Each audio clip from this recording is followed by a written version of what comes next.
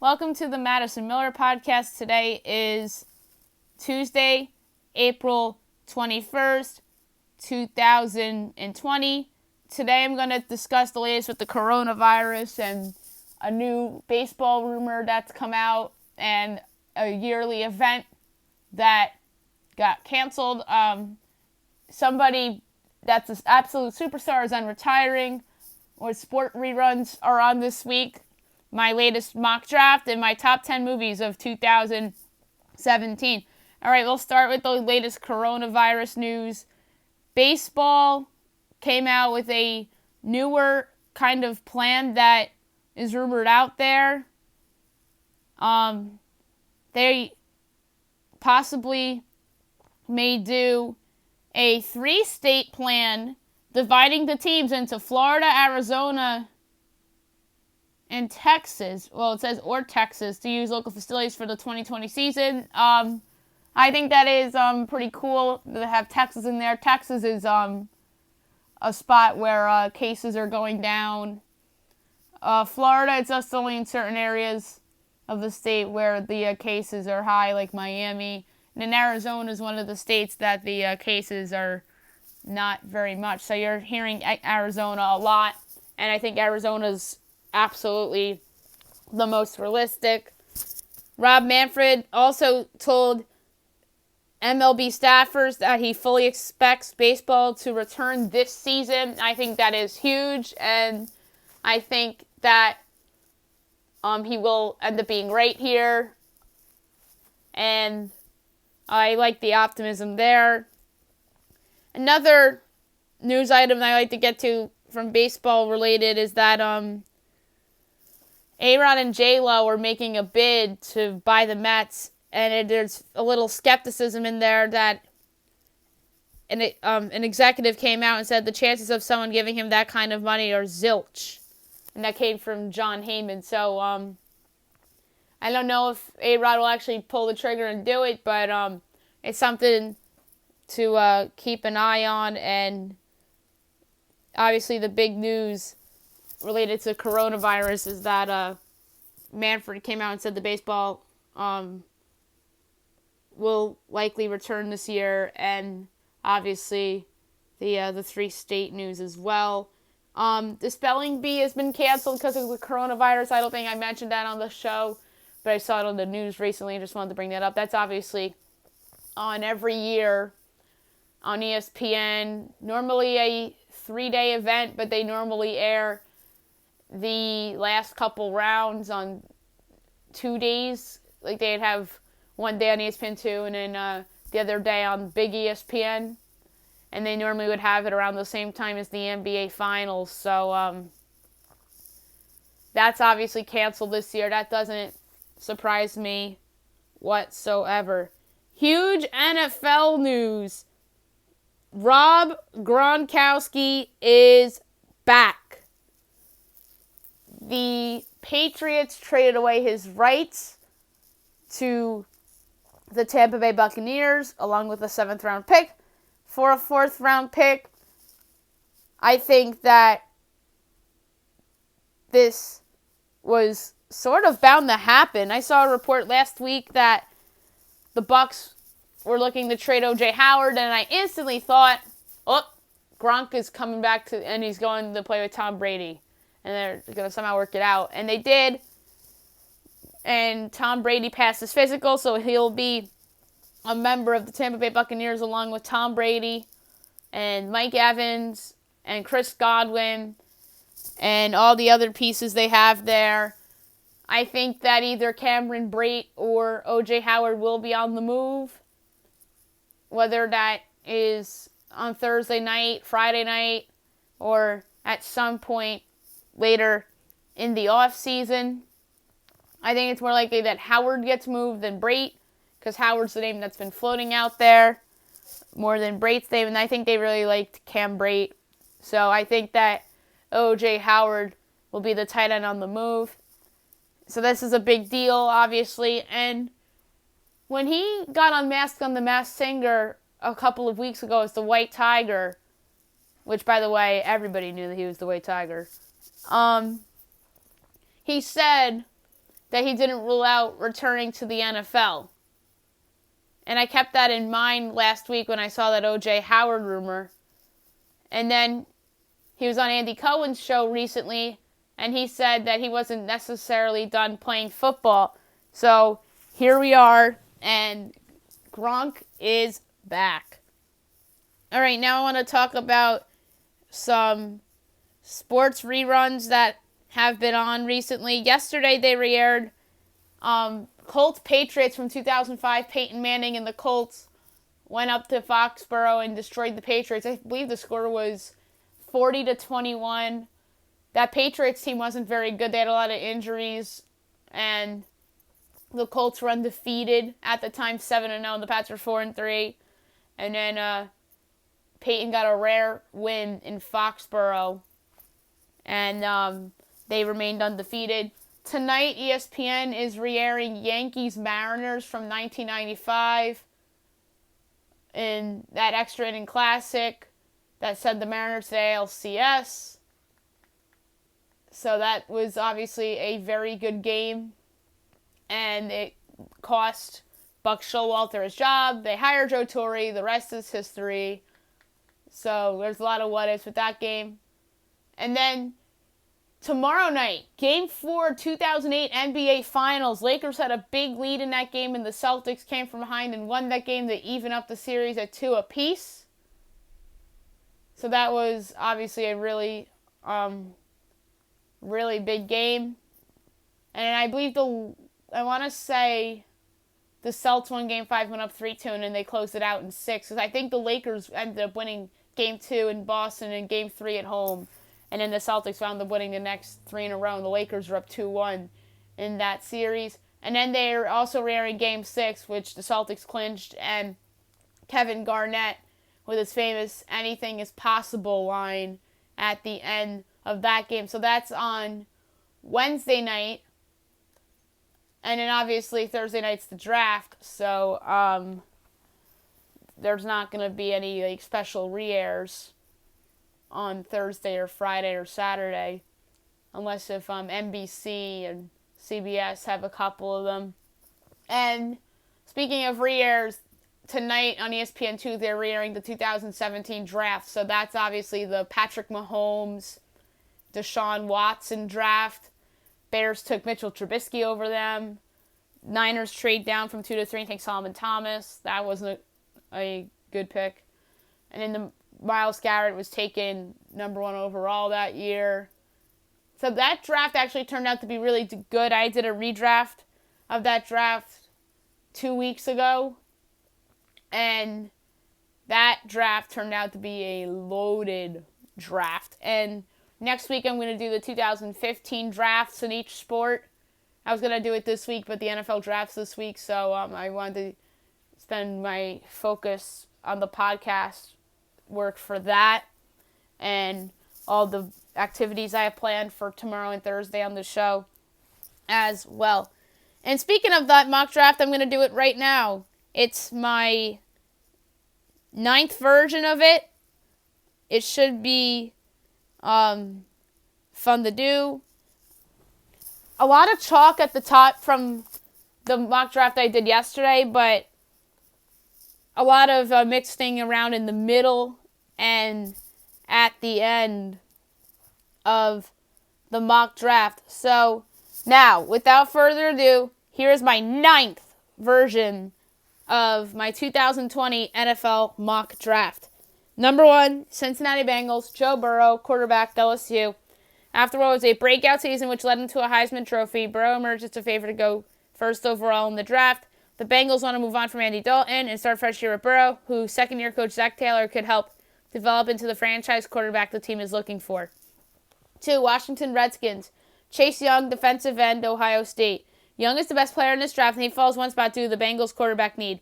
The Redskins need a lot of young talent on both ends of the ball, and Young would have an immediate impact in the league, chasing the likes of Dak Prescott, Carson Wentz, and Daniel Jones twice a season.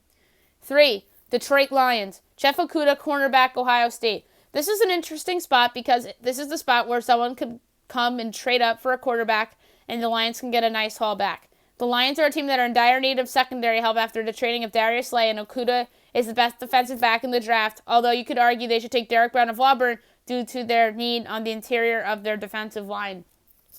4. New York Giants. Tristan Wirfs, offensive tackle, Iowa. The Giants have some options here as they can stay here at 4 and take a lineman or Isaiah Simmons, or a possible trade down, which I think the Giants are trying to do. Wirfs is someone that has tremendous upside and is versatile and perhaps the cleanest offensive tackle prospect in the draft. He would certainly protect Daniel Jones and find holes for Saquon Barkley. 5.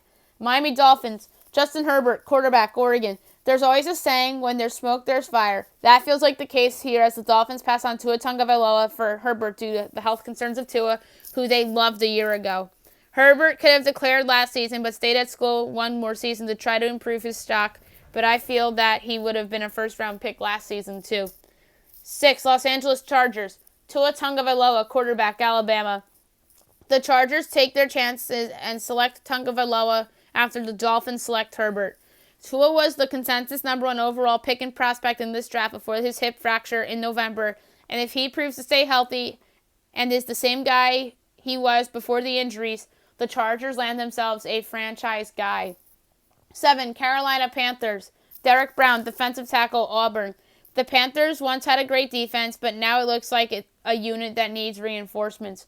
Brown is someone who's rare for his size, but always was a steady player in college and would be a nice building block in Matt Rule's first draft. 8. Arizona Cardinals. Jedrick Wills, offensive tackle, Alabama. The Cardinals could consider Derek Brown here if he's still on the board, but in this scenario, he's gone, and they take the talented lineman. Wills is someone that could go as high as 4th to the Giants due to his blocking ability and would help Kyler Murray upright, or help keep him upright. 9. Jacksonville Jaguars. Isaiah Simmons, linebacker, defensive back, Clemson. With the Jaguars trading a bunch of veterans away over the last 6 months, they take a stud here in Simmons. Simmons can play literally everywhere on defense and can play multiple positions well. He would be a nice building block for them as they enter a rebuild. 10. Cleveland Browns. Mekhi Becton, offensive tackle, Louisville. The Browns' biggest need on the offensive line, and they snag the talented tackle here with Becton. Becton is someone that has tremendous upside but does have technique flaws. A failed drug test could make him slip past this point, but I do think he'll be snagged within the first 14 picks. 11. New York Jets. CeeDee Lamb, wide receiver, Oklahoma. The Jets could go wide receiver to give Sam Darnold a much-needed top receiver, or take a lineman if one of them that they like falls to them to protect Sam Darnold. Lamb is someone that has high upside and has great hands, body control, and is a solid route runner. 12. Las Vegas Raiders. Jerry Jeudy, wide receiver, Alabama. John Gruden is doing backflips as Jeudy falls in his lap. He's a fantastic route runner, and many folks have drawn comparisons to Calvin Johnson due to his tremendous upside. He'd certainly turn into Derek Carr's top option. 13. San Francisco 49ers from the Indianapolis Colts. Henry Ruggs III, wide receiver, Alabama. The Niners have some options here. They take the talented receiver. Ruggs is someone that would be a nice fit in Kyle Shanahan's offense with his solid route running and the fact that he is clean and does the little things. 14. Tampa Bay Buccaneers. Andrew Thomas, offensive tackle, Georgia. Thomas was someone I had going as high as 4th, but his stock dropped due to a flaw of incorrect footwork. Regardless, this would be a win for Tom Brady as the Bucs get him some much-needed protection. 15. Denver Broncos. Javon Kinlaw, defensive lineman, South Carolina. With the top 3 receivers off the board, the Broncos look to the defensive side of the ball and snag the versatile Kinlaw. Kinlaw would be a great fit here, playing next to the newly acquired Jarrell Casey. 16. Atlanta Falcons. C.J. Henderson, cornerback, Florida. The Falcons are dying to trade up, but I don't do trades in my mock drafts. So Henderson falls to them, and Thomas Dimitroff and Dan Quinn are doing jumping jacks. Henderson can go potentially as high as 9th to Jacksonville as teams love his potential, and he could come in and start right away replacing Desmond Trufant. 17. Dallas Cowboys. K'Lavon Chaisson, defensive end, LSU. Edge rush and cornerback are 2 of the Cowboys' biggest needs after Byron Jones and Robert Quinn bolted as free agents. They choose to go with Chaisson, the pair alongside DeMarcus Lawrence, who is raw but was a sack machine in college. 18. Miami Dolphins from the Pittsburgh Steelers. Xavier McKinney, safety, Alabama. The Dolphins got this pick from Pittsburgh in the Micah Fitzpatrick trade, and they essentially replaced him with another Alabama product. McKinney is someone that can play at all levels on the back end of a defense and has great range. 19, Las Vegas Raiders from the Chicago Bears. Patrick Queen, linebacker, LSU. Queen is someone that is a super fast riser as the draft comes this week. The Raiders have needs all over their defense, and Queen, despite being undersized, can play 3 downs and has great speed. 20, Jacksonville Jaguars from the Los Angeles Rams. A.J. Terrell, cornerback, Clemson. With their second first rounder, the Jags look to address their secondary after the trading of Jalen Ramsey and A.J. Boye. They picked Terrell, who is talented and has good ball skills and length to succeed in the league. 21, Philadelphia Eagles. Kenneth Murray, linebacker, Oklahoma. Philadelphia will go into a riot if the Eagles don't take a receiver here, but they can wait until day 2 as they address the linebacking situation here. Murray is someone that is a dynamic playmaker that would be a nice fit on this defense. 22, Minnesota Vikings from the Buffalo Bills. Justin Jefferson, wide receiver, LSU. The Vikings snagged Jefferson here with their first rounder they received in the Stephon Diggs trade to replace Diggs. Jefferson had a breakout season this past year, catching so many passes from Joe Burrow and made big plays when it mattered most. 23, New England Patriots. A.J. Epineza, defensive end, Iowa. The Patriots are a bit of a wild card in this draft and can go in many different directions with this selection, whether it's a quarterback, a defensive player, or a trade down even. Epineza has shown to be versatile and has great length and athleticism, similar to ex-Patriot and current Lion Trey Flowers. 24, New Orleans Saints. Jordan Love, quarterback, Utah State. The Saints have been rumored to first-round quarterbacks the past few seasons, and here I have them snagging Love to be the long-term replacement for Drew Brees, who a lot of people think is retiring after the 2020 season. Love is one of the biggest boom or bust prospects in the draft and is super raw. 25, Minnesota Vikings. Jalen Johnson, cornerback, Utah. Johnson is one of the fast-rising corners as we head closer to the draft. With Xavier Rhodes, Trey Waynes, and Mackenzie Alexander all gone, the Vikings feel a major need with someone that, with his size and tools, would fit nicely in Mike Zimmer's scheme. 26, Miami Dolphins from the Houston Texans. Josh Jones, offensive tackle, Houston. The Dolphins take the fast-rising tackle to replace Laramie Tunsil, who was traded away for this draft pick before last season. He has great movement as well as the length and feet to succeed in the league after being a starter for 4 seasons in college. 27, Seattle Seahawks. Yetur Gross-Matos, defensive end, Penn State. Gross-Matos' stock has dropped after being projected to be in the top 15. The Seahawks have a pass rush need, assuming they don't bring back Jadeveon Clowney, and Gross-Matos would help the cause with his good length and speed. 28, Baltimore Ravens. Zach Bond, linebacker, Wisconsin.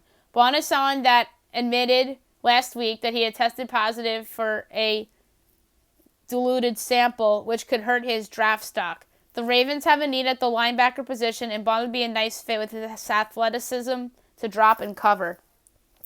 29, Tennessee Titans. Kristen Fulton, cornerback, LSU. This would be a steal for the Titans if Fulton makes it to this point. Fulton is someone that was always clean as a player in college and would have been a first-rounder last year if he declared. 2 of the best 3 corners on this team will be free agents after the 2020 season, so this pick would make sense as well. 30, Green Bay Packers. Jordan Brooks, linebacker, Texas Tech. Brooks is one of the fastest risers as the draft approaches this week. Brooks is someone that showed a ton of potential in college, and scouts have compared him to Bobby Wagner. The Packers have a need at linebacker with the free agent departure of Blake Martinez, so Brooks would be a great pick. 31, San Francisco 49ers. Ross Bladlock, defensive tackle, TCU. The Niners have options here at this selection as they take the talented interior defensive lineman here. Bladlock showed flashes of dominance while in college and is 2 years removed from an Achilles injury. He probably won't be as good as a player as DeForest Buckner, but they have to replace him somehow. 32, Kansas City Chiefs. Cesar Ruiz, center, Michigan. The Chiefs have options with this pick as they can go anywhere on defense or even offensive line. Ruiz is the best interior offensive lineman in this draft, and the reigning champions snag him here. Alrighty. Now my top 10 movies of 2017. I have a couple honorable mentions for you guys. The Square, Lucky, Okja, Columbus, and Dunkirk. And now, without further ado, here are my top 10 movies of 2017. 10th place, Atomic Blonde, directed by David Leitch, produced by Charlize Theron, Beth Kono, AJ Dix, Kelly McCormick, Eric Gitter, and Peter Sherwin. Screenplayed by Kurt Johnston, and it's based on The Cold City by Anthony Johnston and Sam Hart. Two notables in this movie are James McAvoy and Charlize Theron. So, Theron has a big part in this movie, obviously. About a 2-hour movie, and it was released in March. So it was a pretty good movie. 9th place, Ladybird. A really, really solid movie directed by Greta Gerwig, produced by Scott Rubin, Eli Bush, and Evelyn O'Neill, written by Gerwig, starring Saoirse Ronan, Laurie Metcalf, Tracy Letts, Lucas Hedges, Timothy Chalamet, Beanie Feldstein, Stephen McKinley Henderson, and Lois Smith. This movie is just over an hour and a half, and it's a coming-of-age comedy drama film. And it's set in Sacramento between the fall of 2002 and the summer of 2003. And this is about the coming-of-age story of a high school senior and her strained relationship with her mother. 8th place, Good Time, 2017 American crime thriller, directed by Josh and Benny Safdie, and written by Josh Safdie and Ronald Bronstein. Robert Pattinson is one of the big stars in this movie, as well as Benny Safdie, Buddy Durst, Talia Lennox Webster, Barkhad Abdi, and Jennifer Jason Leigh. Directed, I talked about that already. Produced by Paris Kadaskis Lastis, Terry Douglas, Sebastian Bear McLeod, and Oscar Boyson. It came out in May of 2017, and it's 101 minutes long. Number 7, I Don't Feel at Home in This World Anymore. A pretty solid movie. Very, very dark, but it's a comedy thriller. Written and directed by Macon Blair, starring Melanie Lynskey, Elijah Wood, David Yao, Jane Levy, and Devin Gray. The film's title comes from the old gospel song, which was popularized by country singers the Carter Family and Woody Guthrie. 96 minutes long on Netflix. 6th place, A Bad Mom's Christmas. This was an awesome movie, directed by Scott Moore and John Lucas, produced by Suzanne Todd, written by Moore and Lucas, starring Mila Kunis, Kristen Bell, Catherine Hahn, Cheryl Hines, Christine Baranski, and Susan Sarandon. This movie came out in November of 2017. Just over 100 minutes long. Very, very funny Christmas comedy movie that I felt had to be mentioned in this countdown. 5th place, Phantom Thread. Another really good movie. A drama film, very dark.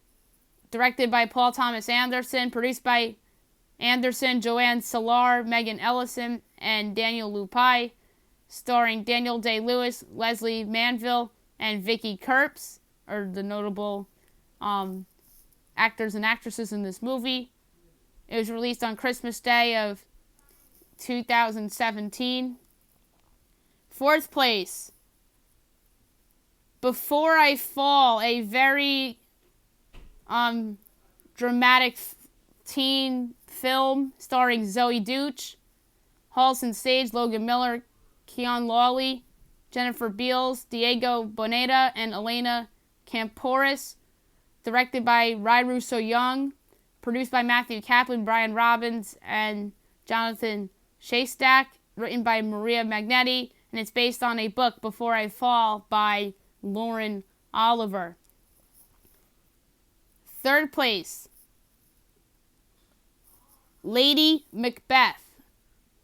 This is obviously a film that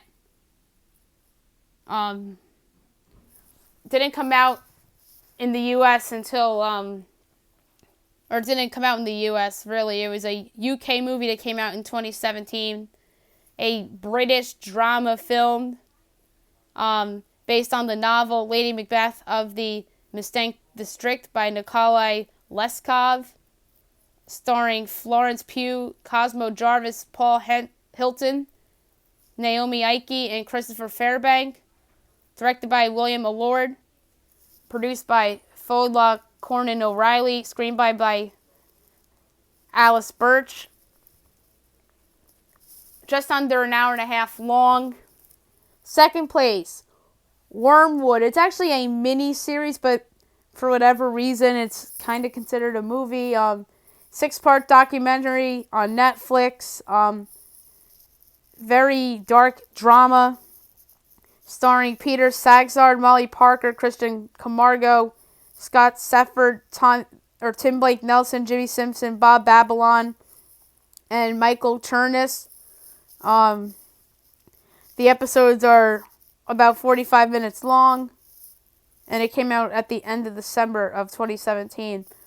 And number one movie of 2017, Marjorie Prime, a really good movie.